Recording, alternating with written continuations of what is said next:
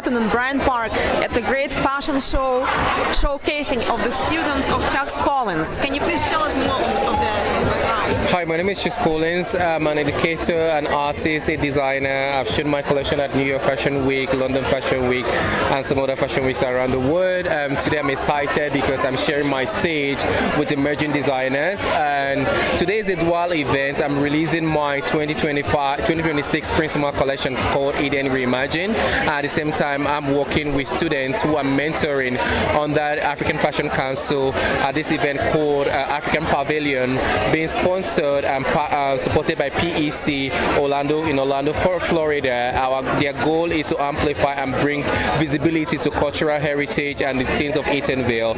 For this particular event today, we are spotlighting 4 finalists who we selected from 56 designers that are student designers that applied from different schools, including Berkeley College, LIM, Parsons, FIT, and I'm glad to have mentored them to work on their collection. And today we have 4 amazing designers who are sharing their work here.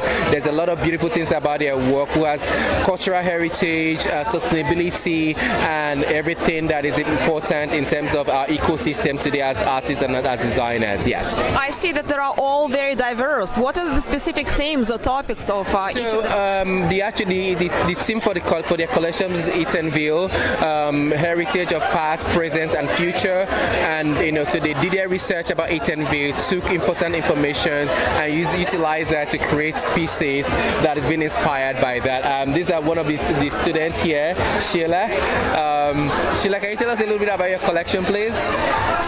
Yes, so my collection here is Art of Mine, showing the imperfection and the perfection of what the artists go through and their thought process, what they go through. And tell us about the specific theme of your collection. How did you get the inspiration? It came from me personally, where typically an artist might utilize pen and paper as their canvas, but my mind is my canvas, and showcasing the imperfection and the thought process I go through as in creating a final look. And how do you get usually your creativity or inspiration? Do you read or observe, or maybe some other methods? Me personally, I feel like it's a little bit of everything, based on maybe if there's a theme for anything, as well as ideas that I might have or create by looking at the material I have in front of me and whatever I can utilize to execute something. Tell us more about your background. How did you become an aspiring designer, and where did you study, and what were your mentors? How I end up coming across design? Well, first I want to start saying form of art was always with me and something I did when I was young, but with fashion particularly, it started as an extracurricular and where I grasped and where I can utilize to make wearable art for people as well, so it's something I just very much passion for. And what are your aspirations? You want to sell more in the boutiques, or you want to work for some big fashion house? My inspiration, I would say something I'm looking for is possibly sell my products as well, create an empire with it and showcase my artistry and through my art and showcase it for consumers. Well, congratulations. Thank you so much. Thank you. Thank you. Good evening, ladies and gentlemen. First and foremost, from the bottom of my heart, I want to thank everybody for being here.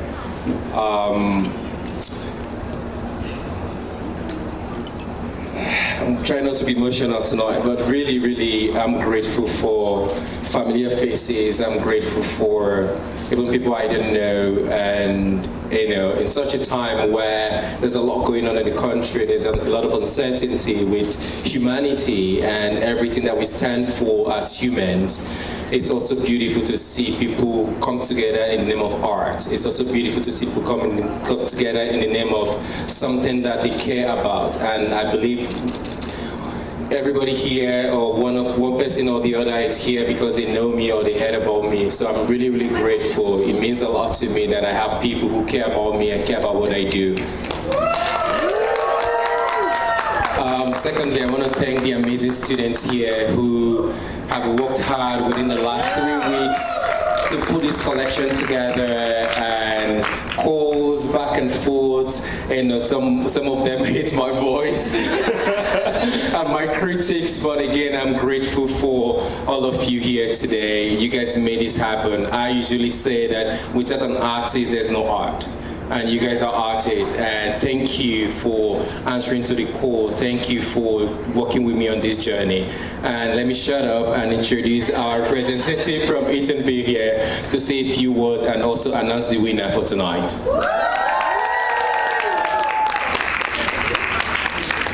Magadi. Hello. Habari. Salbonani. I've been given 2 minutes, so I'm not going. Well, first of all, I would like to honor Chooks. Yes. Against all odds, this happened.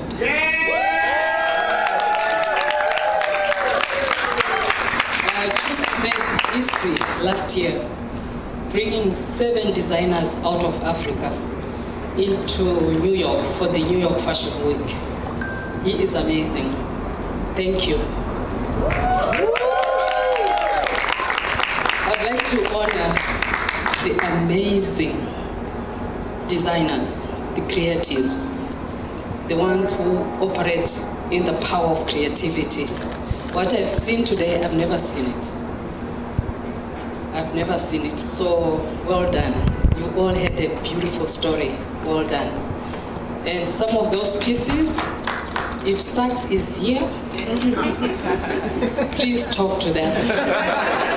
And I might be the manager. So a lot of us, we received an invitation talking about Eatonville Rising. What is that all about? What is Eatonville? I didn't know anything about Eatonville until I went there. It is a city or a town in Orlando, right at the edge of Winter Park. A town that was built by 27 freedom people. So they call it the town that freedom built. Built by 27 men coming out of slavery, self-determination. They built the city, and the city is ready for rising, renaissance. And it is the creative industry, the fashion, the food that is going to take Eatonville to the next level. So I'm not going to talk a lot. According to McKinsey, by 2050, the fashion industry in Africa is going to be about $50 billion US. So all roads are leading to Africa, and Africa is coming here. So there is a revival taking place. And revival is going to start in Eatonville. As we all, I'm sure we are all looking forward to be there 2027. Chooks is going to be the curator. He is the curator for the fashion industry. So the Africa Fashion and Food event is going to take place in August 2027. And we also have the food curator, Samson, if we know him. He's going to be there. He's on Food Channel. So there's a lot that is going to take place in Eatonville. The mayor of Eatonville, who happens to be a lady, she's looking forward to receiving us. So thank you so much. Okay.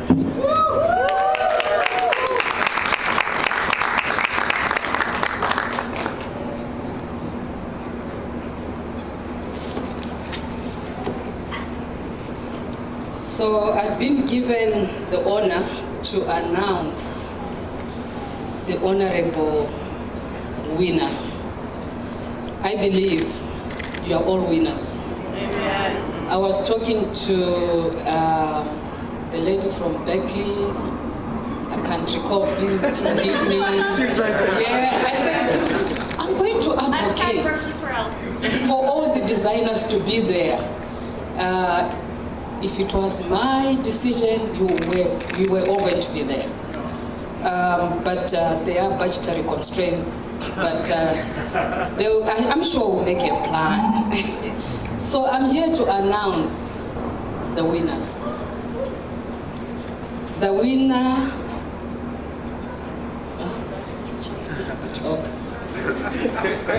Thank you. So before I announce the winner,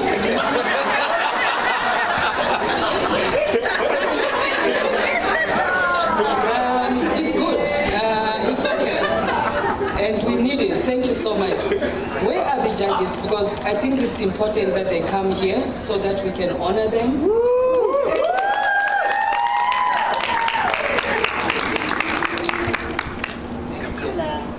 One person is not here. She left. Right. So I'm going to give you the mic quickly just to introduce yourselves. Yeah? Hello, everyone. My name is Jaleel Johnson. I write a newsletter on Substack called Consider Yourself Cultured, and I also work as a freelance stylist. And is that all? All right, thank you. Hi guys, I'm Robin Mobad. I'm an editor consultant and I have a lot of bylines in many places. Happy to be here. Good evening, everyone. I'm Rohit, and I work on sustainability, social impact, and inclusion at PVH. Right. Thank you so much, our judges. You made. Thank you for the work, because it was not easy. I can tell you. I can imagine, because everyone did an amazing job, and they did these pieces in a very short time. So well done. So our designer, the winner for today is Alma Torre.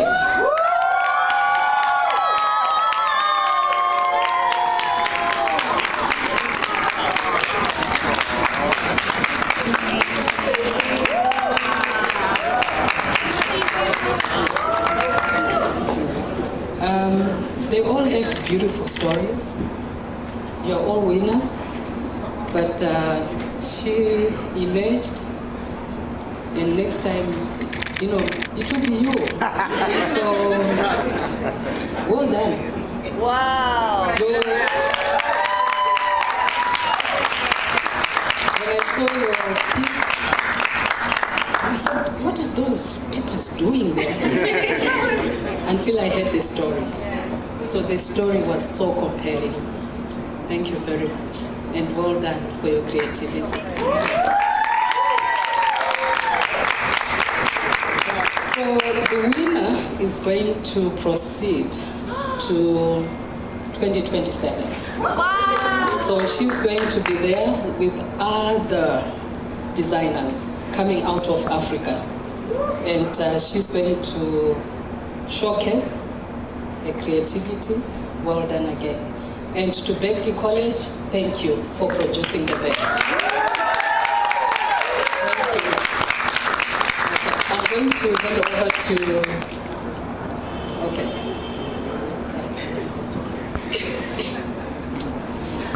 First and foremost, I would like to say thank you to Berkeley College for giving me this once-in-a-lifetime opportunity, and also to Chugs and all the other judges for seeing my vision and understanding. And also, real quickly, can everyone just give a big round of applause for the other contestants?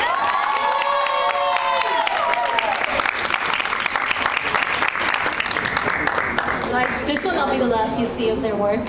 I can promise you that. I just really don't know what to say, but other than thank you.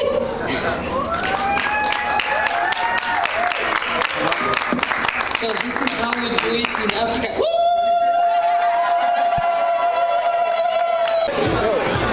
Congratulations to our winner tonight. She was selected from several students.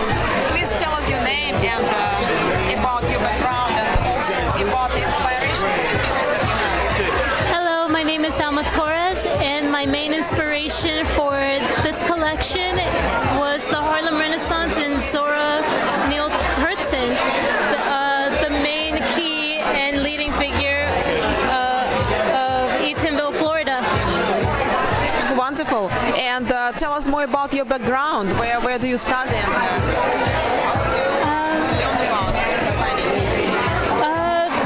So right now I'm studying at Berkeley College under the Fashion Design and Management program. A really great program. It was the same program and the teachers that actually notified me of this event, and it was a once-in-a-lifetime opportunity. I just had to take it. Wonderful. And tell us more about this is very interesting, unique piece. Can you tell us more about it? So what you're looking at here is, of course, pages out of Zora Neale Hurston's novels. It consists made of 3 books. The top is mostly what you see of her paintings, her drawings, the offensive language even that black culture was faced at during the time. You will see the songs that families and friends would sing to each other to just briefly forget that they were enslaved and that they were being hurt at the time, and also biblical references and screenplays. Her main inspiration for continuing to write was the Harlem Renaissance, which what you will see in this design right here. Great. And tell us more about this as well. Like I said, Zora's main inspiration was the Harlem Renaissance. What you see here is leading figures such as a sculptor, poems, paintings, and music that they played during the time. And here she is herself, like on the side right here. And tell us about your secret about inspiration. How do you get inspired for most of your pieces and collections? What really inspired me more was the meaning behind each novel, each page, each person. All of them had a story behind it, and how black culture really did build their own communities. They stood on peace. They made their own stability because nobody was really handing it to them. So that's what I really wanted my pieces to reflect. Congratulations. Thank you. I appreciate it. Thank you. And you were also selected at another competition from thousands of students. And tell us more about that. So while I was attending BRICS OCBTS's fashion program, my teacher notified me that there was another competition under FCCLA. And I competed in it for both state and national competitions. I took home 4 bronze and 4 gold, 1 bronze medal for state competitions, and my skills were very impressive that they nominated me to run in a national competition for my design. And unlike the state competitions where I only compete with a certain amount of students, like hundreds, I'm competing with students across the country. I had to compete with thousands upon thousands of other students that were also very skilled, and if I have to be completely honest, more talented than me. And so I was very shocked to learn that out of all the 1,000 students, they will only select 10, and I placed 7th. And here is a video of my medals that I took home that day. It's amazing. Tell us more about your family and the background from where you are inspired to become a designer. The main person I give 100% credit to my fashion journey is my mom. When I was 6 years old back in 2009, I watched her sit on the floor with a pile of my dad's pants this high, hand sew, because she didn't know how to run a sewing machine, hand sew and hem all of my dad's pants. And me being very interested, I wanted to help her out. I asked her, can I help you sew the pants? And for obvious reasons, she said no, because why would a grown adult allow a 6-year-old to hold a long needle? So I rebelliously took her needle and thread, and I started teaching teaching myself. I taught myself how to sew curtains, how to sew bed sheets, how to sew towels, and then once I fixed everything in the house and there was nothing left to fix, I started to teach myself how to tailor clothes.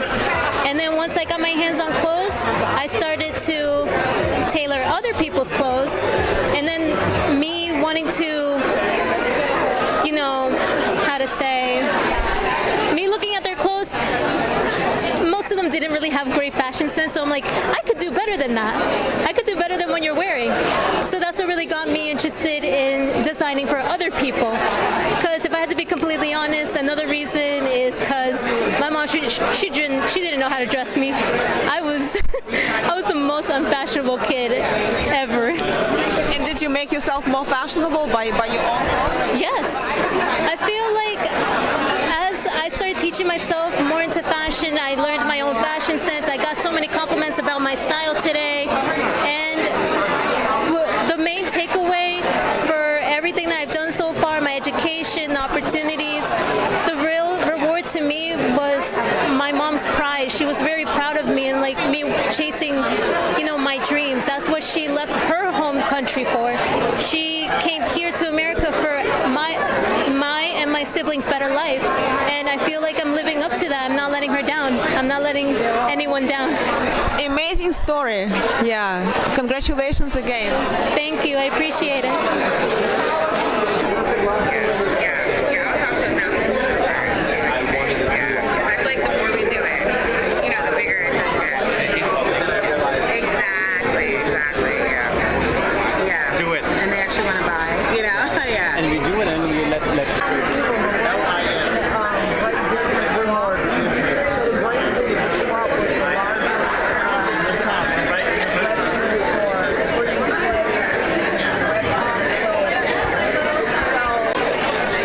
Congratulations for being selected to participate in this great program. Thank you so much.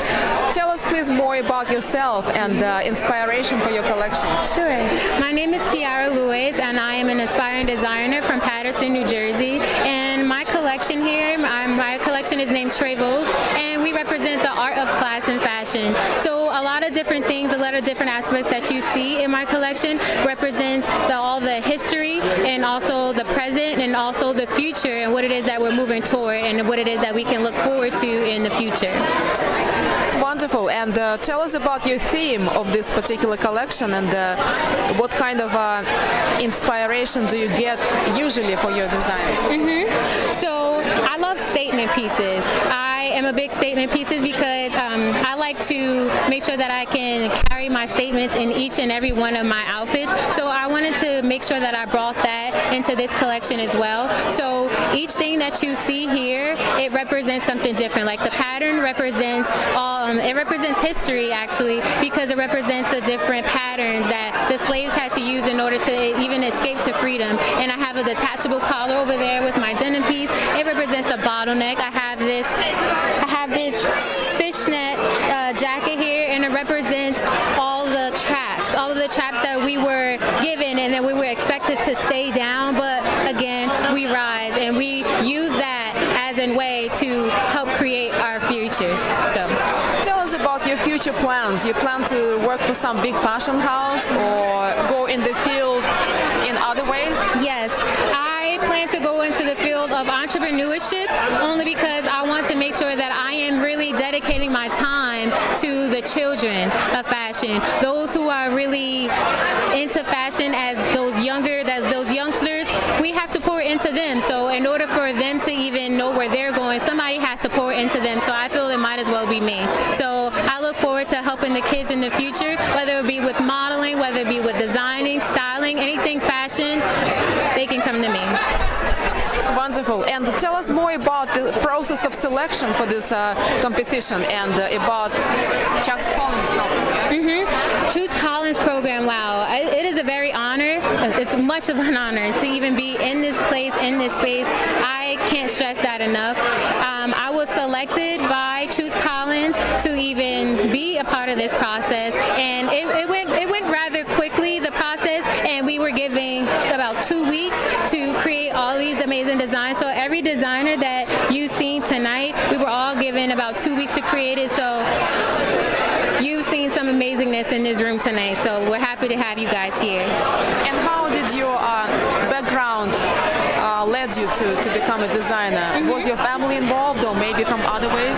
Yes, so I started modeling when I was 11, and then as I started growing up, I started becoming more into styling, more into creative dressing, and I like to carry that out. So I started designing my own clothes that way, and then looking around into my family is full of creatives. I have so many cousins that sew. I have a cousin here who is actually here now, she sews, and my aunt, when she was alive, she curated all of the gowns in her bridesmaids party. She even created her own gown. So my family, they are really creative, and not even just those two that I'm highlighting, but my family, they're really artsy, they're really creative in that fact. So I'm grateful to them for it. Congratulations again. Thank you. Thank you so much. Thank you. Thank you so much, guys.